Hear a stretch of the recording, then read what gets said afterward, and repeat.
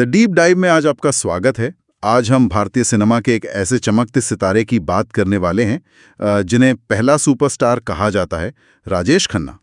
हमारे पास जो जानकारी है वो उनके इसी सफ़र मतलब जाटिन खन्ना से राजेश खन्ना बनने और फिर ये खिताब पाने तक की कहानी पर थोड़ी रोशनी डालती है। हाँ, और ये पहला सुपरस्टार का जो टैग है ये कोई छोटी बात नहीं थी उस जमाने में। ये अपने आप में एक बहुत बड़ी क्या कहते हैं सांस्कृतिक घटना थी। बिल्कुल। तो चलिए इसी जानकारी के सहारे समझने की कोशिश करते हैं कि ये सब हुआ कैसे।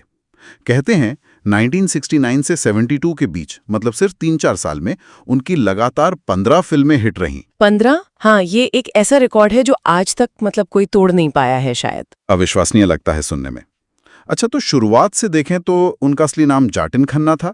अमृतसर में जन्मे थे वो 29 दिसंबर 1942 को। जी, और फिल्मी सफर शुरू हुआ 1966 में। फिल्म थी आखिरी खत। हाँ, और आखिरी खत के बारे में एक दिलचस्प बात यह है कि वो भारत की तरफ से ऑस्कर के लिए भेजी गई थी। मतलब पहली फिल्म और इतनी बड़ी पहचान। बिल्कुल, ये उस दौर के हिसाब से बहुत बड़ी उपलब्धि थी एक नए एक्टर के लिए। लेकिन असली कहानी जैसा हम कह रहे थे वो 1969 के बाद शुरू होती है। आराधना आई और फिर तो जैसे एक लहर चल पड़ी। हाँ, आराधना के बाद दो रास्ते, सच्चा झूठा, कटी पतंग, फिर आनंद, अमर प्रेम, बावर्ची, लिस्ट लंबी है। वही वो 15 हिट्स वाली बात, मतलब हर फिल्म हिट। इसने उन्हें रातों रात हिंदुस्तान का सबसे बड़ा स्टार बना दिया। हाँ, और सिर्फ फिल्में हिट नहीं हो रही थी, उनका एक खास अंदाज था, है ना।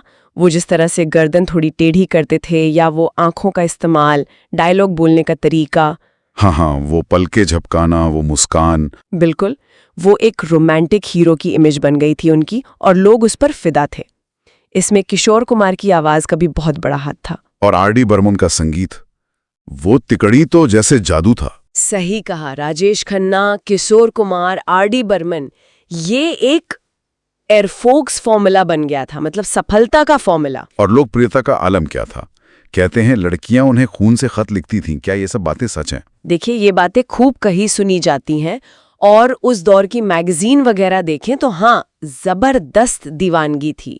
लोग उनकी तस्वीरों से शादी कर लेते थे, उनकी सफेद गाड़ी की धूल माथे पे लगाते थे। ये सब किस्से मशहूर है। गजब, मतलब सच में लाखों दिलों की धड़कन थे वो। बिल्कुल, एक अभूतपूर्व जुनून था उनके लिए। अच्छा, फिल्मों से हटकर देखें तो उन्होंने राजनीति में भी हाथ आजमाया। हाँ, 90s के दशक की शुरुआत में 1991 में वो कांग्रेस पार्टी में शामिल हुए थे। और फिर 1992 से 96 तक नई दिल्ली से लोकसभा के सांसद भी रहे। जी, वो एक दौर था जब कई बड़े फिल्म स्टार्स राजनीति में आ रहे थे, तो ये उनके करियर का एक और पहलू था। जाहिर है इतने लंबे और सफल करियर में सम्मान भी बहुत मिले होंगे। हाँ, उन्हें 3 बार बेस्ट एक्टर का फिल्म फेयर अवार्ड मिला। 3 बार?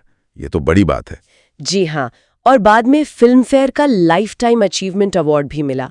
इसके अलावा बंगाल फिल्म जर्नलिस्ट एसोसिएशन के भी कई अवार्ड्स मिले उन्हें। अच्छा, और 2013 में उनके निधन के बाद पद्म भूषण के लिए भी उनके नाम की सिफारिश हुई थी। हाँ, सिफारिश हुई थी, लेकिन जहां तक जानकारी है वो सम्मान उन्हें मिल नहीं पाया था।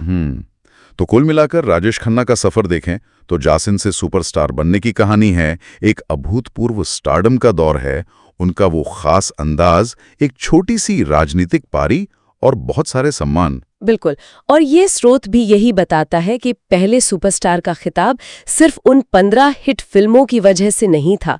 वो उनकी पूरी शख्सियत, उनका वो करिश्मा, दर्शकों के साथ उनका वो भावनात्मक जुड़ाव, इन सब का मिला जुला असर था। सही कहा, वो एक पूरा पैकेज थे, एक फिनोमिनन थे। हाँ, जिसने उस दौर के सिनेमा और समाज दोनों पर गहरा असर डाला। तो ये सोचने पे मजबूर करता है कि आखिर किसी कलाकार की विरासत में क्या चीज उन्हें पीढ़ियों तक जिंदा रखती है?